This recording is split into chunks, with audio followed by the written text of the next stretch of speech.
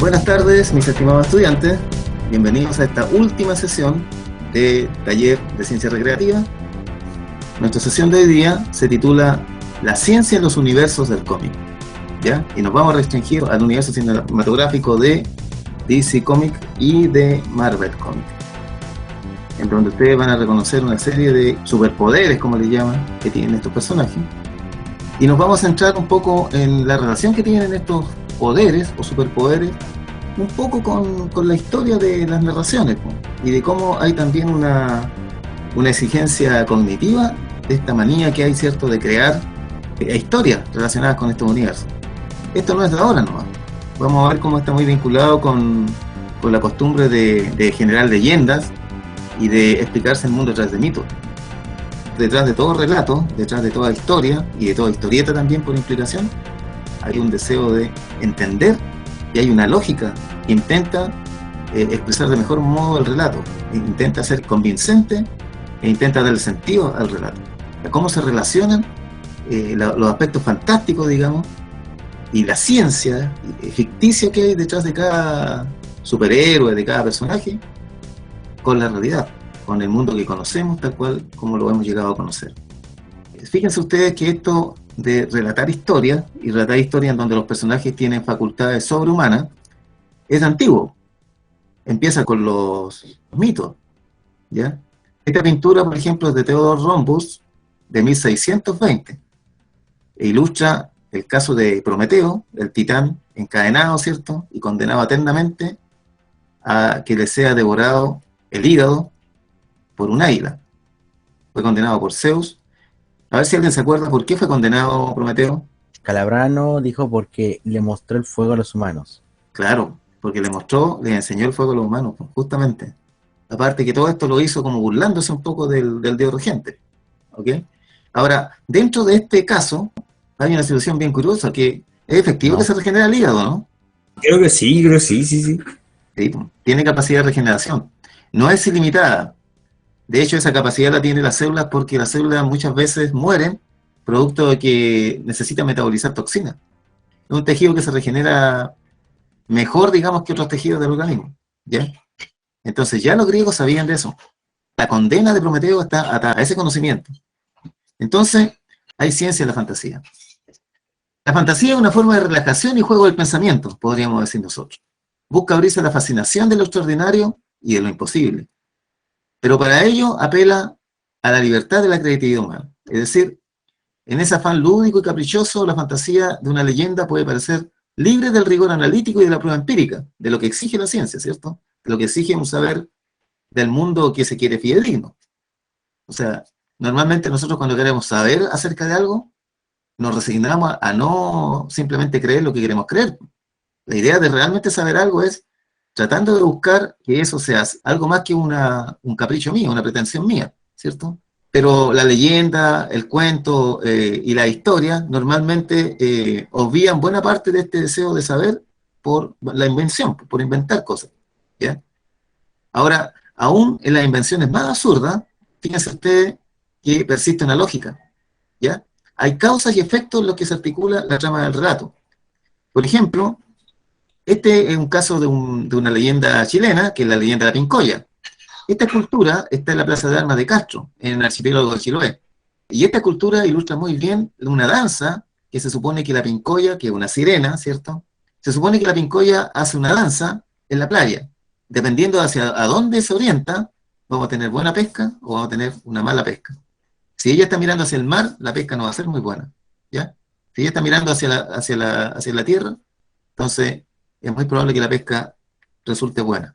Hay un conocimiento implícito dentro de cada relato que se hace, ¿ya? O algo que podríamos llamar una ciencia ficticia, que le da sentido al relato, porque le da una causalidad, ¿ya? Permite entender por qué pasa tal cosa o por qué pasa otra. Del mismo modo como, por ejemplo, el hecho de que el hígado se regenere, le da sentido a la condena eterna y al suplicio de Prometeo, ¿ok? Entonces, mirándolo de esta manera, podemos caracterizar en las leyendas antiguas varias cosas. Primero que hay un tiempo. Las leyendas antiguas narran hechos que pueden ser reales o ficticios, pero se dan en un tiempo histórico y real lejano. ¿De acuerdo? Segundo, el lugar de los hechos narrados casi siempre se menciona y existe o existía en la realidad. Tercero, los personajes son personas que pueden ser héroes o heroínas, pero también puede haber seres fantásticos o animales. Generalmente hay un héroe o heroína que es el centro de la leyenda porque se narra cómo este personaje alcanza determinado objetivo.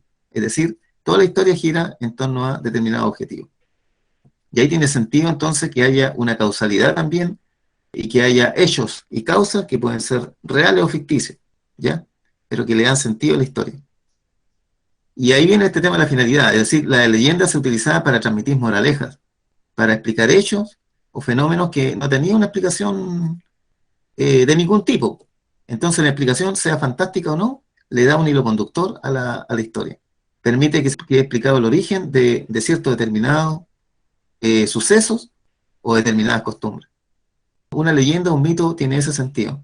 Los mitos son fundacionales y las leyendas son, digamos, explicaciones de cosas que están ocurriendo en la actualidad. Matices cambian, pero la noción central de la leyenda o de la historia se mantiene relativamente constante, ¿ya?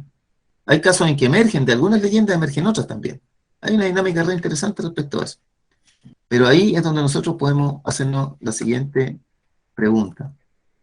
¿Qué relación tienen estos conocimientos fantásticos de estas leyendas actuales, modernas, digamos, del universo Marvel y DC Comics con la ciencia real? ¿Qué relación tiene estos conocimientos fantásticos con lo que sabemos de nuestro mundo? Y bueno, lo primero que podemos decir es que en los cómics, que es una versión urbana, moderna de las leyendas antiguas, se proyecta la existencia de héroes con poderes sobrehumanos. Y ahí tenemos el contrapunto de Heracles, ¿cierto? O Hércules con Superman, por ejemplo. ¿Ya? Y hay muchos más, obviamente. También hay objetos con propiedades mágicas que le dan poder o capacidades sobrenaturales a los humanos que los poseen. Y esto tampoco es algo nuevo. Porque, por ejemplo, esta es una estatua que representa a Perseo, con la cabeza de Medusa, ¿ya?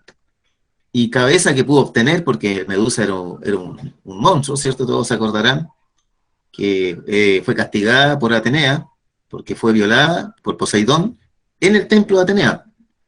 Y la diosa Atenea se sintió tan ofendida con esto que en realidad es una historia un poco dentro de la cultura machista antigua. En vez de castigar o enfrentarse con Poseidón, prefirió castigar a la débil. Y en este caso a Medusa la castigó. ¿Ya? La castigó y la convirtió en un ser monstruoso que convertía en piedra a cualquier individuo que fuera al lugar en donde cumplía castigo. ¿Ah? Que tenía una serpiente en la cabeza, siempre se la dibuja así. Bueno, una de las tareas que tenía Perseo era traer la cabeza de Medusa, por otra situación que no viene al caso aquí relatar. Y ese trofeo lo obtuvo gracias a objetos que le fueron regalados por dioses.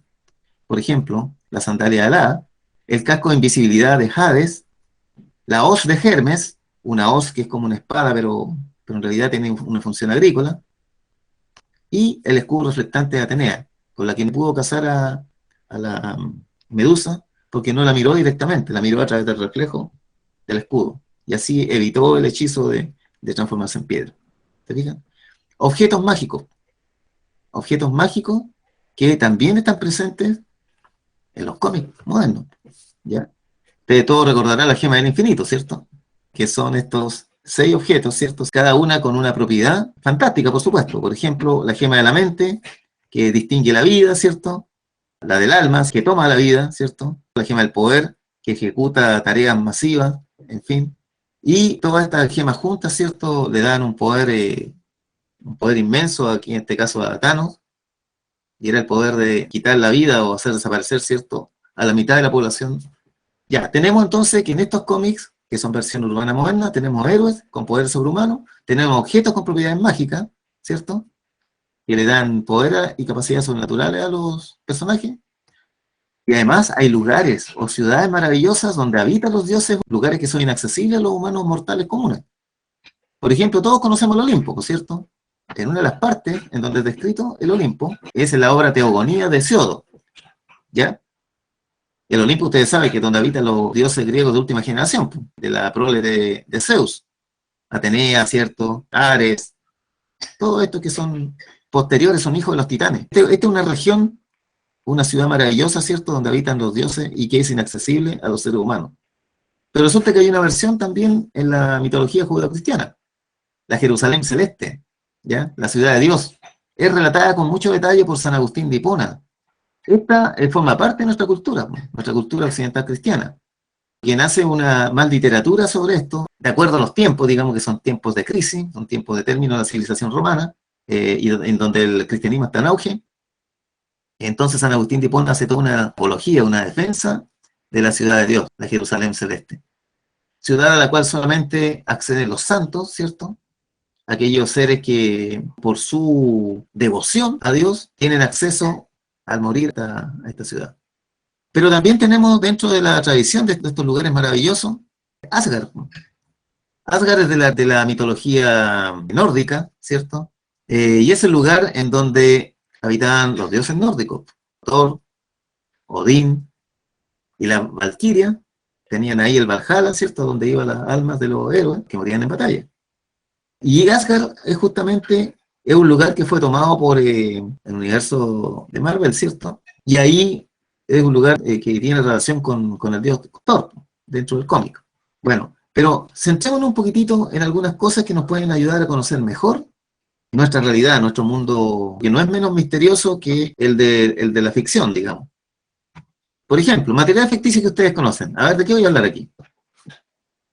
El adamantium. El adamantium, pues sí, pues perfecto. Acuérdense que el adamantium tiene toda una historia, ¿cierto? Es una aleación de metal ficticia que tiene la característica que es casi indestructible, ¿cierto? Prácticamente indestructible. Bueno, lo que yo alcancé a investigar es que aparece en los cómics publicados por Marvel, es más conocida como la sustancia que unía el esqueleto y la cara de Wolverine. Recuerdan que Wolverine le hicieron todo un tratamiento, ¿cierto? Le inyectaron el adamantium derretido en los huesos para volverlo invulnerable. Aparte de la capacidad que tiene Wolverine, ¿cuál es la capacidad que tiene? Regeneración. Regeneración, pues, ¿cierto? O sea, encima de todo el esqueleto de adamantium, entonces lo hicieron indestructible, por así decirlo. Y abajo, ¿quién está abajo? Ultron. Ultron. Ultron, pues muy bien. Ya. Recuerden que también Ultron tiene adamantium. Bueno, los autores de este metal, digamos, fueron el escritor Roy Thomas y Barry Windsor Smith y Sid Shore. Y hay un número del cómic, que es el número 66 de 1969, ¿ah?, que habla del adamantium utilizado por Ultron. Bueno, si hablamos de un metal tan duro, tenemos que recordar que nosotros tenemos en la realidad una escala que mide la dureza. Esa es la famosa escala de Mohs. La regla es que cada mineral de la escala raya a los que tiene debajo, a los que tienen asignado un número inferior a él. Y estos minerales, estos materiales no pueden rayar al que tiene un número superior. ¿Ya? Esa es la regla. Entonces ustedes pueden darse cuenta que lo más blando aquí de todos es el talco. Luego viene el yeso, luego viene la uña, la calcita, sí. Pero la última numeración, al último grado de la escala, es el diamante. Entonces el diamante no puede ser rayado por nada. Por lo tanto, nosotros podríamos especular que el adamantium tiene la dureza, una dureza parecida, o incluso podría ser superior, de acuerdo a lo que dicen los autores, ¿cierto?, al diamante. Ahora, si nosotros cuidamos más fino, en la realidad existen otras aleaciones reales, con una dureza similar a la del diamante. Por ejemplo, la huidia es una aleación entre carbono y wolframio, y se utiliza esta aleación en cuchillas que cortan metales y cortan vidrio. Por ejemplo, está también la aleación platino-oro. Este material está siendo todavía investigado y presenta, además de una dureza similar a la del diamante, una alta estabilidad térmica y mecánica. Por lo tanto, ante variaciones de temperatura muy grandes, funciona muy bien como un cortador. Bueno, y la tecnología, a medida que vaya progresando, es probable que llegue a desarrollar sustancias tanto más duras que el diamante. Nosotros podríamos decir que el adamantium es equivalente a la huidia o equivalente a la aleación platino-oro, ¿cierto?, por el grado de dureza que tiene. Ahora, cuando nosotros estudiamos un poco este otro material, que es el vibranium, ¿ya?, de este metal está hecho el escudo del Capitán América, ¿cierto? Se destaca por su conexión con Pantera Negra, porque el traje Pantera Negra está hecho de vibranium. Y se encuentra el vibranium en Wakanda, ¿cierto? Ahora, Howard Stark, que es el padre de Tony Stark, que es Iron Man, ¿cierto?, lo que hay es que afirma que el vibranium es más resistente que el acero. Fíjate las características. Esto es conocimiento. Afirma que el vibranium es más resistente que el acero, pesa solo un tercio, y absorbe completamente toda clase de impactos sin transmitir la energía cinética a la persona que hay detrás. ¿Se dan cuenta? Hay una declaración de conocimiento de ellos, ¿ya? Ahora, si nosotros tomamos eso como ellos, ¿ya? Sean ficticios o no, hay un tema con la conservación de la energía, que es lo que les quiero pasar a comentar. Nosotros sabemos que la energía siempre se conserva, ¿cierto? Nadie tiene discusión con respecto a eso. Entonces, si es así, y el vibranium absorbe totalmente la energía cinética que incide, ¿qué pasa con la energía que absorbe? ¿Cómo la libera el escudo sin que afecte a la persona que está detrás? ¿Qué me pueden decir ustedes?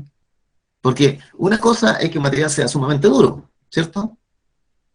Un material duro que yo puedo levantar, digamos, ahí voy a proteger, obviamente, porque no se va a romper. Pero ¿qué pasa con la energía que incide, que es energía cinética, que llega a un impulso, ¿cierto?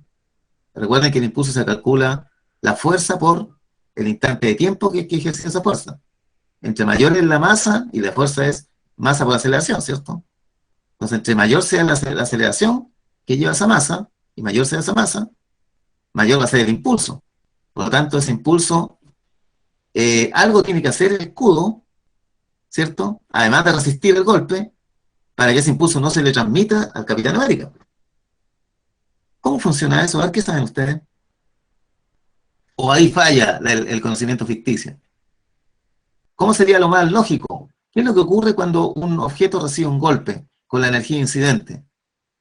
¿Qué hace el material receptor con la energía incidente de un objeto para que la energía se conserve? A ver, ¿qué pasa cuando yo golpeo con un martillo, golpeo un yunque y después lo toco? ¿Cómo está el yunque? La profe Carla dijo que se calienta, que aumenta la Claro, temperatura. se calienta, po. Y eso es un experimento que podemos hacer nosotros. Ustedes en sus casas pueden hacerlo con un martillo, un trozo de fierro. ¿Por qué? Porque la energía, ¿qué pasó con la energía ahí? Se disipó como calor, ¿se fijan? Mira, veamos qué es lo que cuenta un físico que es fanático también de los mundos cinematográficos, de los cómics. James Cacalio se llama él. Dice, el fenómeno hipotético que ocurre no está claro, aunque, según lo explicó él en 2016 en una revista, Inverse, puede ser similar a algo conocido como sonoluminiscencia, que se da cuando al excitar con sonido alguna burbuja implosionante en un líquido, se produce la emisión de pequeñas ráfagas de luz. En definitiva, lo que ocurre es que la energía acústica se transforma en luminosa. Del mismo modo que, por ejemplo, la energía eléctrica se transforma en luz y calor al generarse un rayo o encender una bombilla. Bueno, así intenta explicar él cuál sería la capacidad que tiene el escudo del Capitán América. En el caso del escudo del Capitán América, podría ser que a partir de la energía transmitida por el golpe se obtenga energía luminosa, como se puede observar en una escena en la que al golpearlo Thor con su martillo se genera una intensa ráfaga de luz. Esto está citado en una publicación de un tal Martin del 2019, citando a James Cacalio, un físico, para explicar, digamos, cuál sería la forma de compensar la conservación de la energía de un golpe sobre el escudo, ¿ya? Y cita una parte del cómic, ¿cierto? Un cómic en donde Thor golpea el escudo y el escudo despide luz, ¿ya? Es una forma en que lo explica. Pero, ¿qué sería lo más lógico en el mundo real? Lo que siempre ocurre, por lo que acabamos de ilustrar con el martillo y el yunque, que sencillamente la energía cinética se disipa como calor, ¿ok? Ahora, en este caso, si el material, el vibranium, tiene la capacidad de disipar energía para evitar el empuje que soporte el portador, esa disipación tendría que equivaler a un calentamiento del escudo. ¿Se fijan? El escudo se calentaría en proporción a la energía que lo impacta. Y de esa manera disiparía la energía. ¿Se entiende? Ahora, cuando nosotros hablamos de estos metales fantásticos, digamos, el adamantio y el vibranio, pensemos en las propiedades de los elementos químicos, porque hay una declaración que hace Stan Lee y John Romita Sr., que explican la naturaleza del vibranio y del adamantium. Bueno, aquí están ellos, John Romita y Stan Lee, ¿cierto? Bueno, estaban mucho antes, mucho más jóvenes, cuando hacían historietas, ¿cierto? Recordemos que Stan Lee falleció el 2018, ¿eh? Ellos explican la naturaleza del vibranio y del adamantium de la siguiente forma, mira. Dicen, cita textual, el vibranio no es un mineral ni un elemento, como para justificar su existencia, digamos, están intentando hacer eso. Sus propiedades no permiten catalogarlo entre los elementos de la tabla periódica y tampoco podría ser un elemento debido a su gran peso atómico.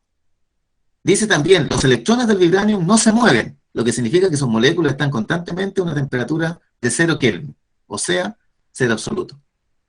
También esta es una cita del DAI que tiene una publicación que yo les linké aquí. Ahora, considerando lo que se sabe acerca de las propiedades periódicas de los elementos, ¿ya? Las propiedades que aparecen en la tabla periódica, considerando lo que se sabe sobre la transferencia de energía y la temperatura, ¿qué preguntas o comentarios podrían hacer ustedes respecto de estas declaraciones? A ver. Vayamos por partes. Primero, respecto a que dice que el vibranio no es mineral ni elemento. ¿Qué preguntarían ustedes? No sé, si no es un mineral ni un elemento, entonces ¿qué sería el vibranium? Eso es una pregunta que viene, ¿cierto? Ya. Segundo, dice, sus propiedades no permiten catalogarlo entre los elementos de la tabla periódica, dice. Y tampoco podría ser un elemento debido a su gran peso atómico. Tercero, los electrones del vibranium no se mueven, dice, lo que significa que sus moléculas están constantemente a una temperatura de 0 Kelvin. A ver, ¿qué pueden comentar sobre eso? ¿Qué pasa con algo muy frío con respecto al entorno que lo rodea? No sé. Si yo, por ejemplo, coloco helio líquido, que es muy frío, está como a 200 grados bajo cero, helio líquido, Las cosas cercanas, ¿o no? claro, claro, claro que sí, porque les quita energía. ¿Estamos? Ahora, fíjense, mira, vamos a analizar la parte de la tabla periódica. Aquí hay una representación, bueno, todos ustedes la conocen, de un elemento químico y de las propiedades que se indican en la tabla periódica. Todos los elementos químicos son sustancias puras. Ahora, todo lo que nos rodea está hecho de combinaciones de elementos químicos, de compuestos y de mezcla, ¿ya? Pero en nuestro entorno vamos a encontrar los elementos químicos que ya están en la tabla periódica, sin duda, ¿ya? Entonces, aquí vamos a tener el número atómico, que es el número de protones, y acá la masa atómica al ladito. La masa atómica es como su peso, por así decirlo, en forma bien vulgar. Su masa, ¿ya? Ahora, este esquema, miremos la tabla periódica. Fíjate, ¿qué pasa con la masa atómica a lo largo de la tabla periódica? A medida que aumenta el número atómico, ¿cómo es la masa atómica? La persona que a mí me dijo mayor. Mayor, pues, va aumentando la masa atómica, ¿ya? Ahora, acuérdense de lo que dijo Stan Lee con su compañero. Nosotros sabemos que todo elemento puede ser catalogado en la tabla periódica de acuerdo a sus propiedades. No hay ningún elemento químico que no tenga propiedades. Y si hay un compuesto, como el agua, como el dióxido de carbono, en fin, se descomponen en elementos que tienen que estar obviamente también en la tabla periódica. Ahora, el mayor o menor peso atómico no es impedimento para poder colocarlo en la tabla periódica. Ahora, si el peso masa atómica es mayor que de todos los demás elementos, el adamantium debería ir ubicado a continuación del último elemento. Ese es el ununoctium, ¿ya? Que está aquí, al final, que tiene el número atómico 118. O sea, ¿cuántos protones tiene? 118 protones. ¿Se fijan? Ahora, hay que hacer una observación. Estos elementos químicos que están acá, que empiezan a partir del 110, si mal no recuerdo, o el 113, son elementos artificiales. ¿Qué quiere decir eso? Que han sido producidos en laboratorio y son altamente inestables. Son tan pesados, tienen tantos protones, que se desintegran solos. Duran muy poquito y se desintegran, ¿ya? Pero acá cuando hablamos del adamantium estamos hablando de un material sumamente estable, ¿cierto? Por lo tanto, el elemento químico que lo configura, el hecho de que sea muy pesado, digamos, puede significar también, en asociación con esto último, puede significar que es muy inestable también. Entonces tampoco es muy veraz, digamos, ¿cierto? Y veamos lo de las propiedades termodinámicas, mira. Si los electrones del vibranio no se mueven, como declaran acá los autores, significa que el material del escudo está a 0 Kelvin, ¿ya? Porque esto del movimiento de las moléculas significa temperatura en el fondo. Esta afirmación tiene varias inconsistencias. Las vamos a enumerar. 1. Evidencia del lugar más frío del universo es esta nebulosa que se llama Boomerang, ¿ya? Esta nebulosa tiene una estrella, que está en la última fase de su vida, digamos, y está escupiendo gases incandescentes a enorme velocidad. Y como los escupe, como los lanza, está produciendo una brutal expansión de ese gas. Y como se expande tan bruscamente el gas, produce un efecto de refrigeración, de enfriamiento, porque arrastra la energía. Es algo parecido a lo que pasa con el gas refrigerante en los refrigeradores. ¿ya? Al circular el gas, como tiene propiedades, se calienta con facilidad, enfría la parte del refrigerador del freezer, ¿ya? Es algo parecido a lo que ocurre acá, pero a escala inmensa en todo caso, en esta nebulosa, ¿ya? Ahora, este es el lugar más frío del universo porque se encuentra a 1 grado por encima del cero absoluto, es decir, menos 273 grados Celsius, ¿ok? O sea, hasta en este lugar hay vibración molecular, ¿ya? Dos, por estar siempre en contacto cada región del universo, no es probable que ninguna región en particular se encuentre a 0 Kelvin, ni ningún objeto tampoco.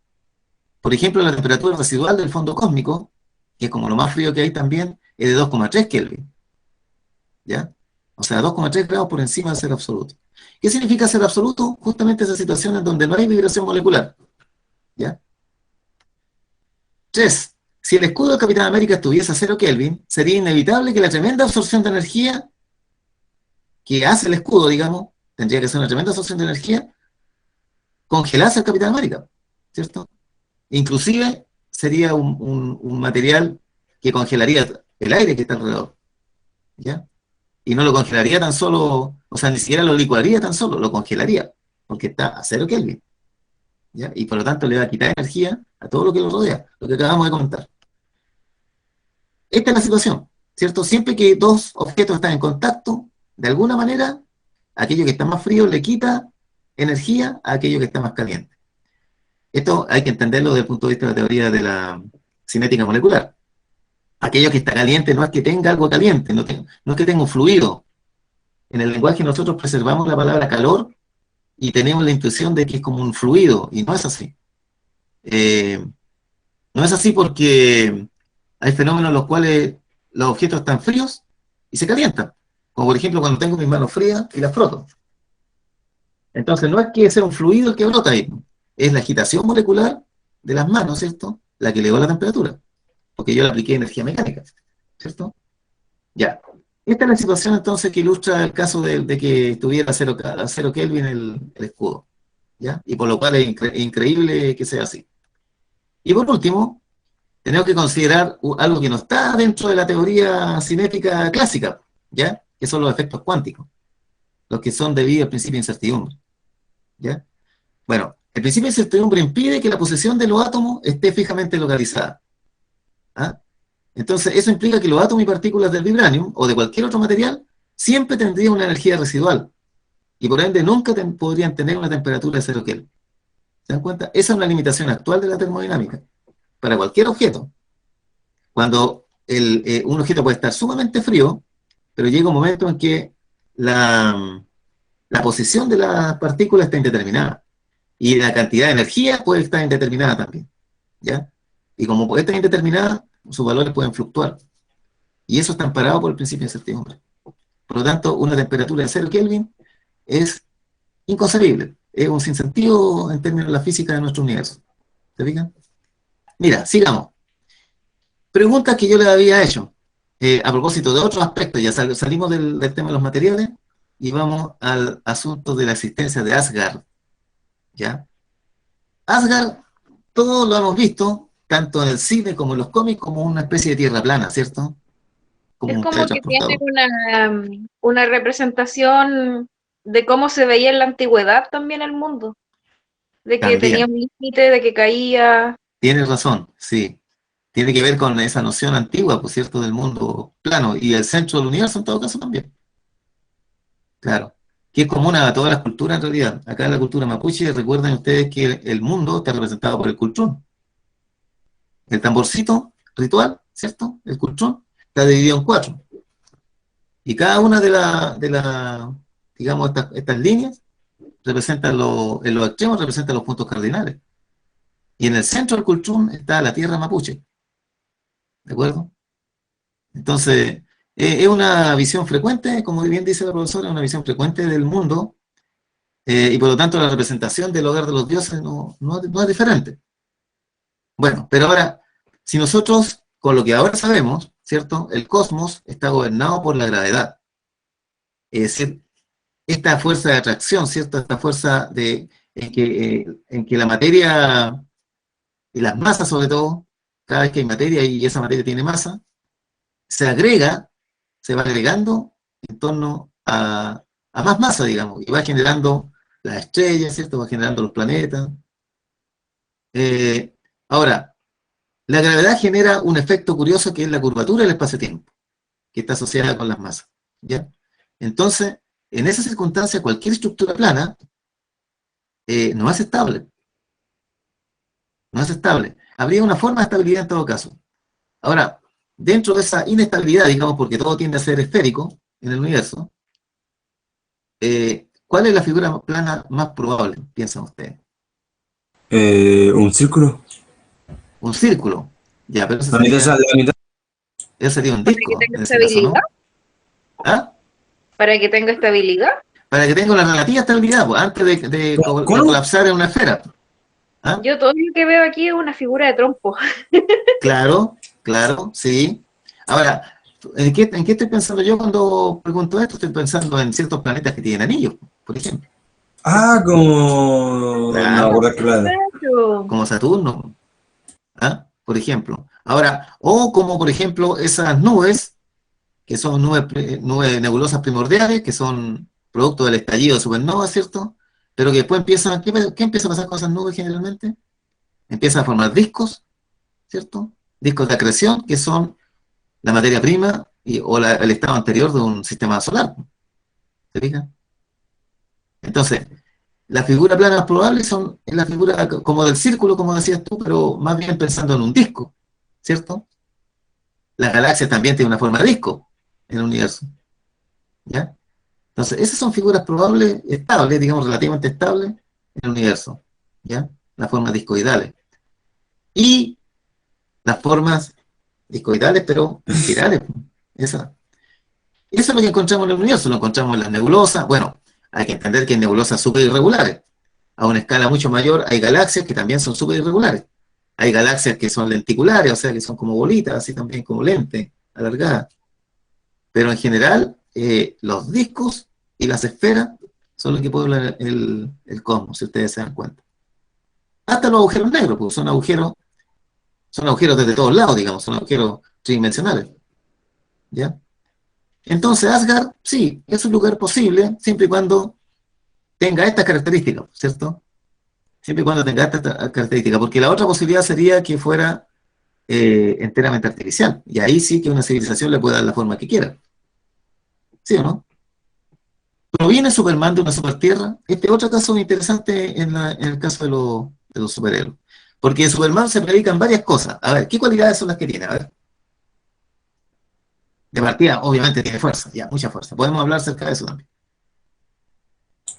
Su piel es resistente. Claro, el hombre de acero le llaman, ¿cierto? No le entran balas, pues, así, literalmente. Ya, hablé un poquitito de su fuerza. Una sugerencia para poder explicar su fuerza es que provenga de una supertierra. Una supertierra es un planeta mucho más masivo que la Tierra, en donde los seres, si se desarrollaron seres vivos ahí, soportan una gravedad mayor y por lo tanto una presión atmosférica mayor. De manera que si esos seres van a la Tierra, van a tener mucha fuerza acá en la Tierra. Mira, hagan la analogía con respecto a la Luna y el siguiente parámetro, la aceleración de gravedad. En la Tierra la aceleración de gravedad, es decir, la aceleración a la cual caen los cuerpos, o la aceleración que produce la fuerza de gravedad, ¿cuánto es?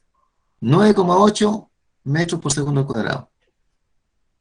¿Estamos? Es decir, cada objeto que cae acelera o aumenta su velocidad 9,8 metros por cada segundo. ¿Ya? Ya, pero resulta que en la Luna esa aceleración de gravedad es una sexta parte de la aceleración que se tiene acá. Es decir, 9,8 dividido por 6. ¿Cuánto da eso?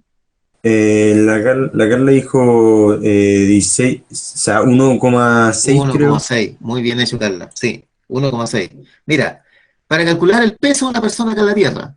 A ver, si una persona pesa 50 kilos acá en la Tierra, ¿por cuánto tengo que multiplicarlo para saber la atracción que tiene acá en la Tierra? 50 por 10, ¿cierto? ¿Cuántos newtons entonces es su peso acá en la Tierra? Porque 50 kilos es la masa. Y de acuerdo a la ley de la fuerza, masa por aceleración. Y en este caso la aceleración de gravedad te da el peso. ¿Se entiende eso, cierto?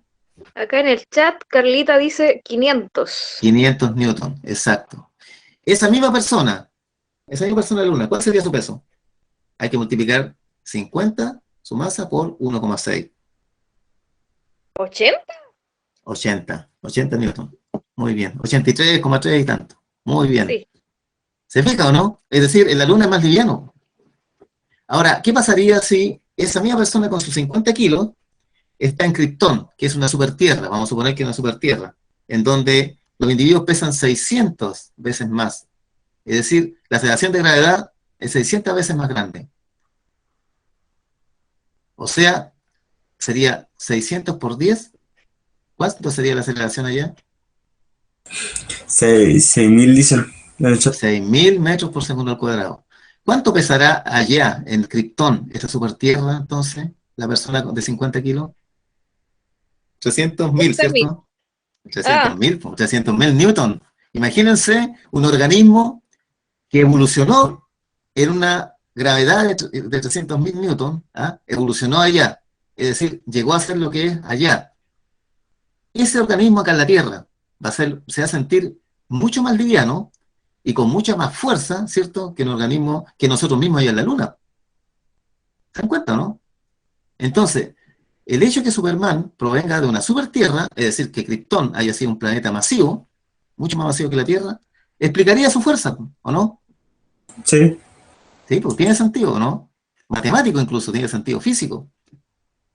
Ahora, bueno, un planeta como la Tierra, con una gravedad como la que tenemos acá, por supuesto, las rocas de acá no tienen forma de ser tan densas, ¿cierto?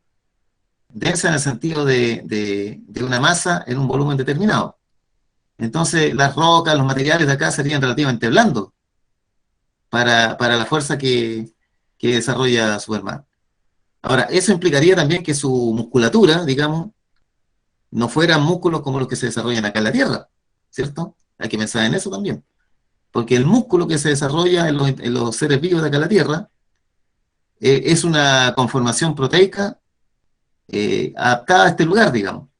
Pero probablemente haya otros mecanismos de contracción muscular o de contracción, digamos, y de movilización en esa supertierra, que no sean músculos, pues, digamos, como los conocemos. ¿Sí o no? en otras palabras, podría decirse que Superman estaría un poquito más escuálido. Ah, buena, sí, Carla, excelente, excelente observación. Claro, toda la razón, pues, porque Superman se creció acá, pues. Vino del planeta cuando bebé, ¿cierto? Y ahí, por supuesto, que venía con una masa y una capacidad muscular grande, pero en esta microgravedad para él, que acá es microgravedad para él, claro, justamente, pues, no sería tan poderoso porque estaría adaptado durante ¿cuánto? ¿30 años? ¿Que es la edad que tendría? Estaría adaptado a esta Tierra, ¿cierto? O sea, podría estar adaptado, pero sus músculos no serían tan grandes. Claro, no, o sea, No su sería, capacidad no sería porque no tiene resistencia sería como como para... cualquier otro físicamente. Justamente, mira qué interesante, muy buena observación, profesora. No lo estaba considerando yo. Ojo que la capacidad muscular, y eso lo hemos comprobado en la pandemia nosotros, cuando tú no usas los músculos, muy rápidamente el organismo dirige la energía a otras cosas, ¿ya? Y se atrofian los músculos con mucha facilidad. También observamos las personas que tienen problemas motores, digamos, ¿cierto? El músculo se atrofia con mucha facilidad. Y eso es una cuestión que hay que considerar. Así que no sé si tiene algún otro comentario sobre Superman y la Supertierra. Razonable que Superman provenga de la Supertierra, ¿cierto? Con la observación de que si creció acá, muy probablemente no tendría los superpoderes que tiene, por atrofia muscular, ¿cierto? Ya, ¿algún comentario, no? ¿Algo que quieras comentar sobre esto? ¿Sobre Superman? Es que de hecho los otros sobrevivientes del planeta Krypton Ajá, pudieron haberle ganado, pero no le sí, ganaron. Es así es. ilógico. Pudieron haberle ganado, justamente. Ya, mira, hablemos de Mystic. A mí me gusta mucho Mystic, ¿ah? Porque ella es hermosa dentro de su mutación, ¿cierto? Y hay una discusión también que se gestó, no sé en qué película ahí, referente a eso, que ella abominaba de su mutación, ¿cierto? Y sin embargo, Wolverine creo que le enseña a ella a valorar su mutación. Profe, no le capto qué mutación tiene o qué poder tiene. Este poder, mira, te lo voy a ejemplificar acá. El mismo poder que tiene el pulpo. ¿Camuflarse?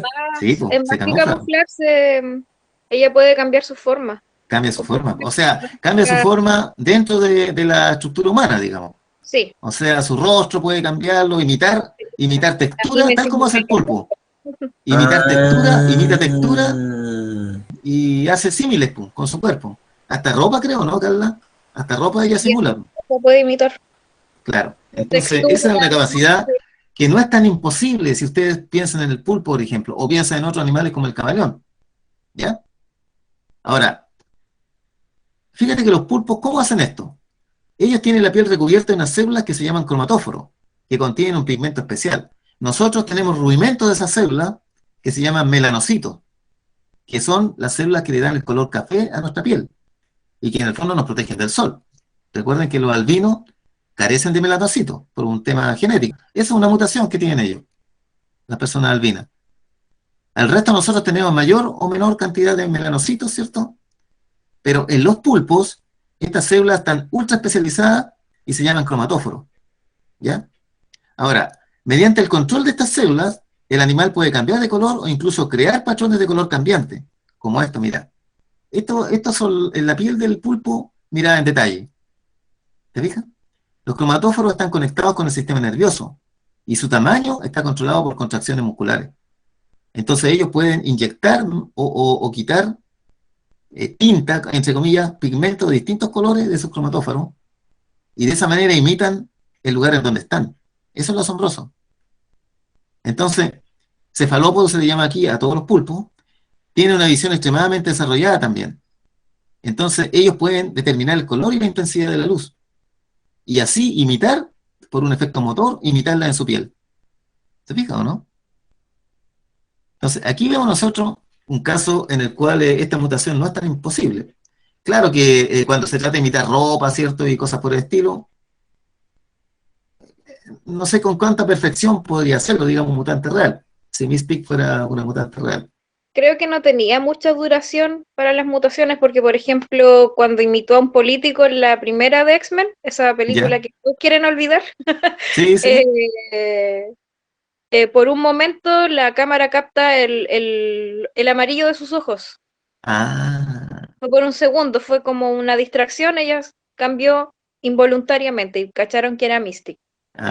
perfecto. Claro. Tiene ese detalle también, pues si puede cambiar también el color de su ojo, parece que sí. Sí, sí, ella Claro, puede cambiar todo, todo. Sí, todo, correcto. hasta la voz. Ya, claro. Había que hacer un tema completo ahí respecto al personaje, pues, más que claro. Pero lo que quiero dejar de referencia es que no es tan imposible esta mutación, digamos, porque se da en el reino animal, ¿se fijan? Estaba pensando en los camaleones y una especie de pez que creo que también imita bastante bien el entorno. Ah, sí. Yo creo que los camaleones son mucho más efectivos. No sé si tanto o más que los pulpos. Yo creo que andan por ahí, ¿ah? Sí, Andan por ahí. Pero el pulpo es sumamente rápido. Eso es lo sí, asombroso. sí. Sí, Es porque el sumamente rápido. camaleón igual El le toma. camalón aprovecha incluso sus movimientos, digamos, y se mueve como una hoja que se balancea. De hecho, hay un documental, siempre recomendando documentales. Hay un documental que está en Netflix que se llama La ciencia de los colores, creo, Ya, qué que bacán. tiene relación con cómo los animales se adaptan, o las criaturas en realidad, se adaptan a ciertas instancias, cómo funciona el color para ellos. Mm, Hay peces desde que cambian su color para simular ser otros. Hay otros que son lagartos que cambian su color también, no claro. solamente los camaleones. Hay quienes emiten colores ultravioleta, es maravilloso. Échenle un ojo, Está un documental interesante. muy bonito. Ya, Ant-Man. ¿Recuerdan a Ant-Man ustedes, cierto? ¿Qué le ocurriría a Ant-Man en el reino cuántico? Vamos a hablar un poquitito del reino cuántico, pero por supuesto ustedes me ayudan si en caso se me queda algo en el tintero. Bueno, el reino cuántico es uno de los lugares del universo cinematográfico de Marvel, que ya ha aparecido, por ejemplo, en Doctor Strange, en Agentes de S.H.I.E.L.D., en Ant-Man, por supuesto, y en Los Vengadores Endgame, donde cumplió un rol interesante este reino cuántico, ¿cierto? Se supone que este reino cuántico es accesible a través de la tecnología de las partículas PIM, ¿ya? Que permite reducirse a un tamaño inferior a un átomo.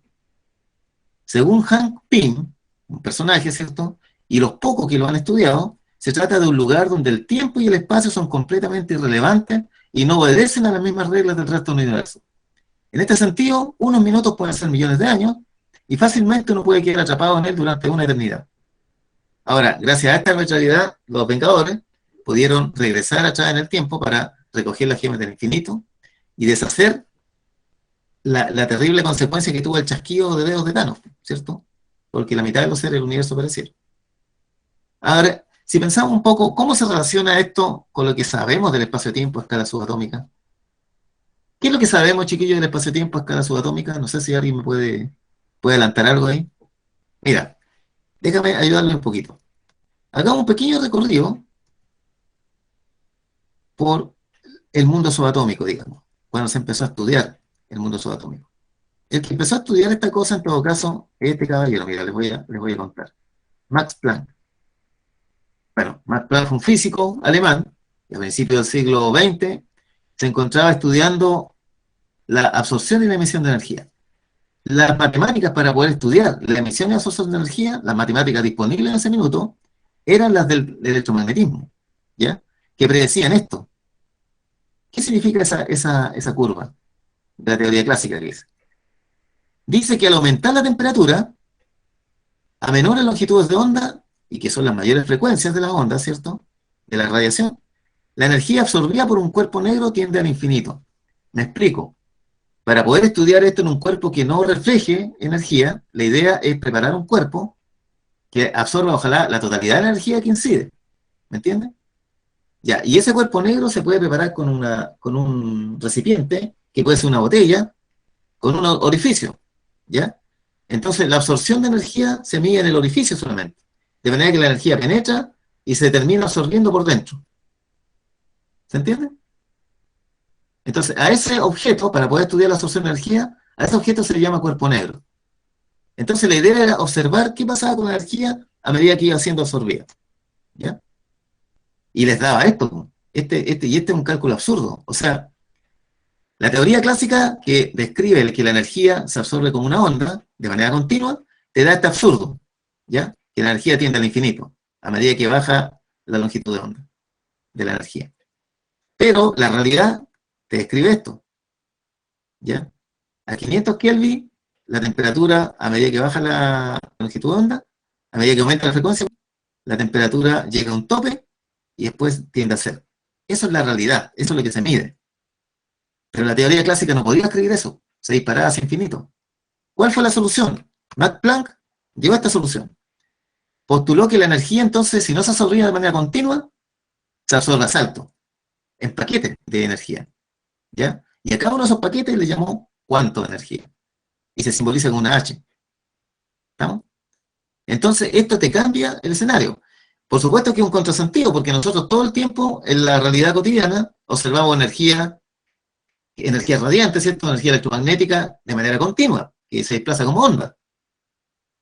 Pero esto que introdujo Max Planck permitió resolver el problema, ajustó la teoría con los hechos, ¿ya? Pero creó un contrasentido.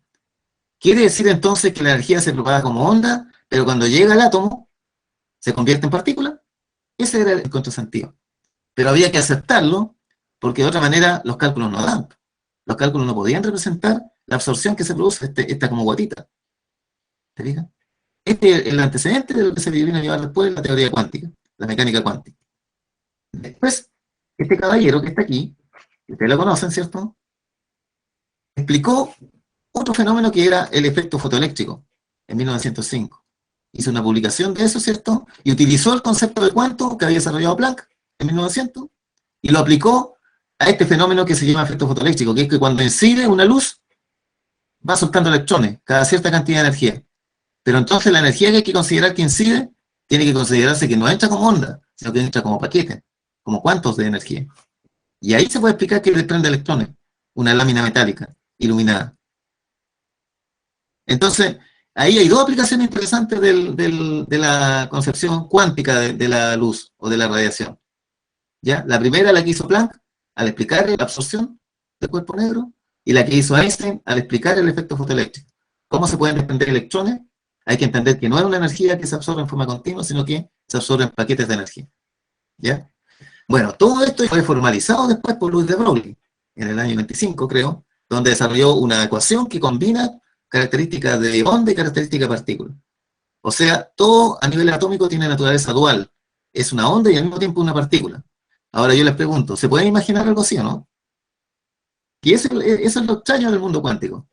Cuando tratamos de imaginarnos los objetos, los electrones, por ejemplo, los protones, no sé, cuando tratamos de imaginarlos, no podemos imaginarlo. No podemos imaginarlo, y sin embargo, son ondas y al mismo tiempo son partículas. Son ondas porque indiscutiblemente hay energía involucrada que se propaga. Y esa energía tiene que estar formada por oscilaciones de campo eléctrico y campo magnético. ¿Ya? Y los cálculos dan para eso, con esa representación.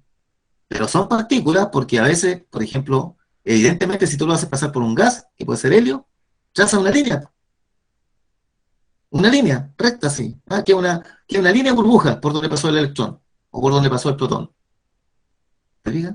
Entonces, indiscutiblemente son partículas también. Entonces ahí hay una cuestión muy, muy curiosa del mundo cuántico, que nos empieza a acercar a este tema. Bueno, este caballero lo puso todo más raro todavía, Werner Heisenberg. Pero él es mejor conocido por el famoso principio, por este principio que está acá. Aquí habría una forma de representarse un objeto subatómico. Mira, una onda. Pero esta onda tiene una longitud de onda, ¿cierto?, entre las dos crestas, pero es una onda, digamos, es una onda localizada, ¿ya?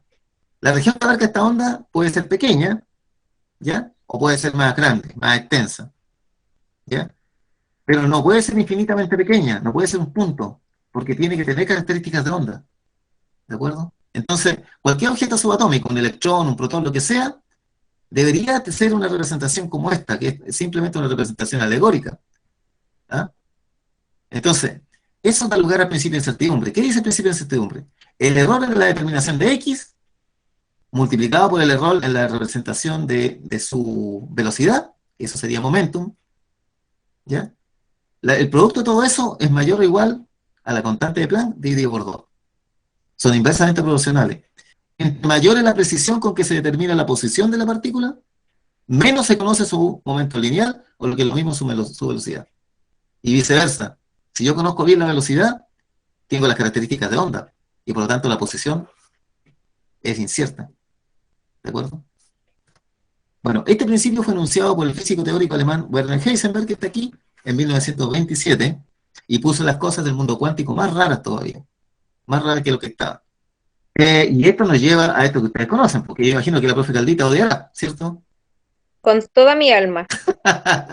Ese fue obra de este caballero, de don Erwin Schrödinger. Schrödinger, para ridiculizar un poco esta imagen como poco clara que se iba teniendo de la física a niveles atómicos, esta imagen como contradictoria que se iba teniendo, para ridiculizar un poco esa idea, el principio de incertidumbre, ¿cierto? Y el principio de complementariedad que aportó después Bohr, para ridiculizarlo, inventó esta paradoja y la propuso. Dijo, si todo eso fuera cierto, lo que dicen los físicos, dijo Schrödinger, si todo eso fuera cierto, entonces querría decir que yo tengo un gato, si meto el gato dentro de una caja, que a los gatos les encanta meterse en las cajas, y dentro de la caja coloco una botella con veneno y un martillo dispuesto a romper la botella, amarrado a un dispositivo que está condicionado por un evento cuántico. Supongamos que ese evento cuántico tiene el 50% de probabilidades de activarse o de no activarse, que podría ser la desintegración de un muón, por ejemplo, una partícula. Yo puedo ajustar un muón con una muestra, ¿cierto?, de manera radioactiva, puedo ajustar los cálculos de manera que tengo la probabilidad en una hora de que el muón se desintegre o no se desintegre. Tengo 50% de probabilidad de que pase o de que no pase. Y eso está amparado por el principio de incertidumbre. ¿De acuerdo? La probabilidad es la misma, pero es una probabilidad real, no es una probabilidad de expectativa. O sea, auténticamente el muón está suspendido en un estado indefinido. ¿De acuerdo? Y si se dispara el muón, se rompe la botella y el gato muere. Y si al cabo de la hora el muón no se dispara, digamos, no se desintegra, el gato queda vivo. ¿Cierto? Bueno, El problema es que esa incertidumbre se transmite al gato y se transmite a la persona también que está sin ver la caja. Mientras yo no veo la caja, podemos considerar que el gato está en superposición de estado. O sea, está vivo y muerto al mismo tiempo. ¿Se fijan? Entonces, quiere decir que en el mundo cuántico yo debo aceptar que los eventos pueden ser igualmente probables y en términos realistas. Imagínense que dentro de la caja yo tuviera un evento clásico, es decir, un dado que cae, o una moneda que cae, que puede caer cara o puede caer sello. Pero independientemente que yo la esté mirando o no, la moneda o está en cara o está en sello, ¿se entiende? Pero el evento cuántico no. El evento cuántico es esencialmente indeterminado. Esa es la gracia. No se puede decir si al cabo de la hora el muón se desintegró o no se desintegró, no se puede anticipar eso. Eso trató de hacerlo Einstein, pero lo que resultó de su intento fue otra paradoja. ¿Ah? Porque él pensaba que había variables ocultas y resulta que la validez de las variables ocultas no se da en los fenómenos cuánticos. Profe Rocha, que ¿Sí? no se puede determinar es porque o es partícula o es onda, o estoy muy perdida. No, es que eso es parte de la indeterminación cuántica. Ya, Justamente. O sea, una de las consecuencias del principio de incertidumbre es que no se puede saber si el objeto es partícula o onda. Si yo hago pasar electrones, por ejemplo, por dos rendijas, que es el clásico experimento, hago pasar electrones por dos rendijas, electrones, que son materia, no es luz, se supone que los electrones también tienen un comportamiento de onda, según la ecuación de De Broglie. Lo hago pasar por las dos rendijas y yo voy a obtener un diagrama de ondas detrás. Yo puedo reducir la intensidad de emisión de los electrones hasta lograr que se dispare uno por vez. Y al final de mucho rato se va a volver a producir el diagrama de interferencia, como si fuera una pequeña onda que se interfiere, los electrones. ¿Se fijan?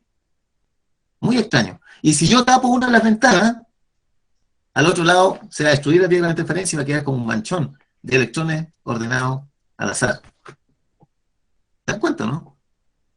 Entonces, cuando yo quiero medirlo como saber por dónde está pasando el electrón, se me comporta como partícula. Porque yo quiero determinar una posición.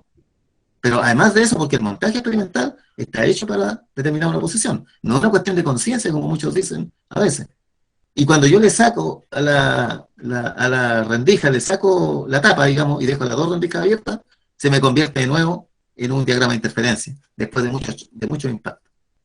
Repito, aunque yo vaya disparando un electrón por vez. Entonces, la naturaleza, ¿qué es el electrón? A veces es onda y a veces partícula. Y a veces las dos cosas al mismo tiempo. ¿Se dan cuenta? Y cuando yo trato de averiguar lo que es, que o se decía por una o se decía por otra. Está en superposición de estado, antes de que yo lo observe. Esa es la cuestión. Lo mismo que en este caso el muón está en superposición de estado antes de yo medir la desintegración. Y de eso se lo transmite a la botella, al martillo, al gato. El gato está en superposición de estado vivo o muerto hasta que yo mida al gato. ¿Cómo lo mido? Si está de una forma u otra, cuando abro la caja. ¿Se fijan? Entonces, se genera una visión del mundo totalmente extraordinaria y con muy poco sentido común, por así decirlo. Bueno, pero miren, la longitud de Planck. Pensemos en la escala subatómica. Entonces, para finalizar con esta reflexión sobre Altman, pensemos en las longitudes atómicas. Resulta que hay una magnitud que se puede calcular con los parámetros que tenemos y que conocemos, que se llama longitud de Planck. La longitud más pequeña que se puede determinar. Se puede determinar a partir de tres constantes fundamentales: la velocidad de la luz, la constante de Planck y la constante gravitacional. Entonces, la longitud de Planck equivale a la distancia que recorre un fotón viajando a la velocidad de la luz en el tiempo de Planck. El tiempo de Planck es un tiempo de 10 elevado a menos 44 segundos. ¿Ya? Y esa distancia de Planck es de 10 elevado a menos 35 metros. ¿Cuántos ceros tiene esa decimal? Parece tener como unos menos 35. 35 ceros antes del 1. 0,0000035 ceros. Quiero que alguien me diga cuánto mide un átomo, para que hagamos una relación de escala. A ver, googleamos. 10 menos 10. 10 elevado a menos 10 metros, ¿sí o no? O sea que esta longitud de Planck es 20 órdenes de magnitud más pequeña, ¿o no? Es decir, Si nosotros pensamos en un átomo tendría quizás el tamaño del sistema solar, por así decirlo, en comparación con esta distancia. ¿Se dan cuenta? Entonces, a esta escala, fíjate lo que podemos esperar. Los principios físicos obviamente no pueden ser usados por debajo de esta distancia, porque esta distancia está calculada a base de la constante de Planck, a base de magnitudes que tienen el valor de esta constante, h, que es un límite. ¿Ya? Nada se puede calcular por debajo de este límite. Porque no tenemos la teoría, no sabemos lo que hay ahí. O sea, y aquí viene el tema, se supone que todo evento, todo fenómeno ocurre en el espacio-tiempo, pero aquí el espacio-tiempo ya no se puede considerar continuo. ¿Ya? No se puede considerar continuo, porque el principio de incertidumbre introduce una elevada probabilidad de que el espacio y el tiempo fluctúen, que estén en superposición de estado. ¿Ya? ¿Qué quiere decir eso? Quiere decir que no se puede establecer con precisión un estado inicial y un estado final. Primera cosa, una distancia inicial y una distancia final para determinar espacio, porque pueden estar en superposición de estados. El punto inicial y el punto final pueden estar superpuestos. ¿Ya? Y tampoco se puede determinar el instante antes y el instante después, en el tiempo. Porque hay una probabilidad elevada de que puedan estar superpuestos, el antes y el después. Entonces, esta es una imagen muy ilustrativa de cómo podría ser el tiempo y el espacio en la escala de Planck. O lo que en el cómic de Ant-Man, ¿cierto? Le llaman el reino cuántico. ¿Qué les parece? Espacio y tiempo así. ¿Qué le pasaría a Ant-Man? Eso quiero preguntarles yo a ustedes en este tipo de realidad. Considerando que espacio y tiempo involucra también tu cuerpo, involucra tu conciencia. Me lo imagino con problemas de forma, no alcanzaría su forma, se Eso, va a volver viscoso, qué sé yo. claro. O sea, es imposible imaginárselo de otra manera, porque es un cuerpo, ¿cierto? Está dentro del espacio-tiempo, como todos nosotros. Exacto, tal vez el traje perdería su forma, el contenido del traje se modificaría Claro, de tal nivel que porque perdería. el antes y el después, y lo peor de todo es que antes y después no tienen sentido, porque fluctúan. Es decir, pueden solaparse, pueden separarse eventualmente, y hay una probabilidad de eso también, o pueden solaparse. Es lo que pasa con los objetos subatómicos, en realidad. Es lo que pasa con la entidad de las partículas, lo que le llamamos partícula o onda, antes de que podamos medirlas, digamos. O sea, nunca sabemos cómo está hasta que las medimos. Ahora, otra posibilidad sería que Ant-Man, en virtud de su traje y de la fantasía de que se redujo, ¿cierto? Otra posibilidad es que él pudiera observar, o sea, mantenerse aislado de esta situación, ¿cierto? Y conservar su Conservar su curso forma, en el tiempo y en el espacio, ¿cierto? Independiente de este espacio-tiempo. Esa es otra posibilidad. claro. Pero ahí, no sé si eso le sería mucha ayuda. Por ejemplo, si esta fluctuación es de espacio-tiempo, digamos, obviamente a escala más grande se rompe esta inconsistencia. O sea, no es que se rompa, sino que se promedia. ¿Me entiendes? Es como cuando miramos la arena. Cuando la miramos de cerca se ven los granos de arena, ¿cierto? Sí, Pero cuando cambia la escala, como que, como que pareciera una sustancia uniforme nueva. claro. ¿Ya? Ya, eso es lo que pasa con esta descripción. ¿Ok? Es decir, esto no tiene consecuencias macro, justamente porque estamos en una escala demasiado pequeña. ¿Ok? Esto no pasaría si no estuviera la constante de Planck. No sé si me entienden esa idea. Si no fuera necesario, digamos, ni la energía, el tiempo y la longitud, describirla en términos de partícula, de fragmento. ¿Ya? No sería necesaria esta visión de las cosas si no estuviera esa necesidad de escribirla en términos de fragmento. ¿Me entiendes? ¿Y cuál es la necesidad que hubo de hacer eso? Acordémonos. Aquí. Aquí empezó esa necesidad. Ahí. La teoría clásica no podía describir lo que en realidad pasaba. ¿Te das cuenta? Si la teoría clásica hubiese podido describir esto, no tendríamos necesidad de postular que la energía se absorbe por cuánto. Y por lo tanto no tendríamos necesidad de pensar el mundo subatómico como plagado de esta inconsistencia. ¿Me entiende la idea? Entonces, la conclusión a la que quiero arrastrarlo, así violentamente, es que más que los mundos cinematográficos de Marvel, solo podríamos decir que son extraños, más extraña es la realidad. Esta es la realidad. Y aquí está la prueba. Entonces, ¿hasta qué punto entender la lógica y el conocimiento ficticio, digamos, es entretenido, ¿cierto? Pero ¿hasta qué punto es más entretenido todavía tratar de entender la lógica y el conocimiento de la realidad? Y bueno, por supuesto, se pueden nutrir los dos mundos, no hay problema con eso. Porque para poder llegar a esta concepción, para poder llegar a la noción de cuánto, para poder llegar a las concepciones de fuerza, de energía y todo lo más que plaga las descripciones físicas, hizo falta imaginación, por supuesto. Para poder llegar a la noción de gravedad, ¿cierto? Y todo lo demás. Al principio incertidumbre, hizo falta imaginación. Y buena parte de estas descripciones piensen que esto no lo vemos. Sabemos que existe por las consecuencias que tiene en nuestra vida cotidiana y por la regularidad de los fenómenos que nos rodean, ¿no? No lo estamos viendo. Esto es claramente una animación.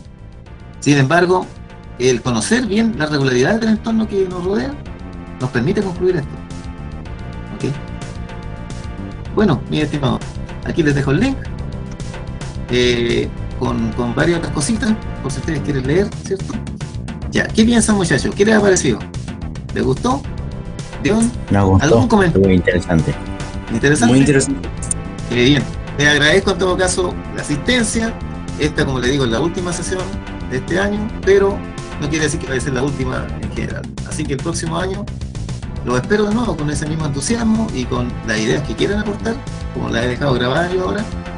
Vamos a ver si la primera sesión del próximo año la dedicamos un poquitito a esto. Mis estimados, no les quito más tiempo. Un gusto. Que estén muy bien. Profesora Carla, muchas gracias por su compañía siempre. Y Sebastián Valdés, Sebastián Tamal, Lucas Salazar, Carla Calabrano y Dion Araneda, que tengan una excelente vacación. Nos vemos. Chao, profesor, cuídense que la Chao. Que estén muy bien. Chao, profe. Nos vemos el próximo año. Nos vemos.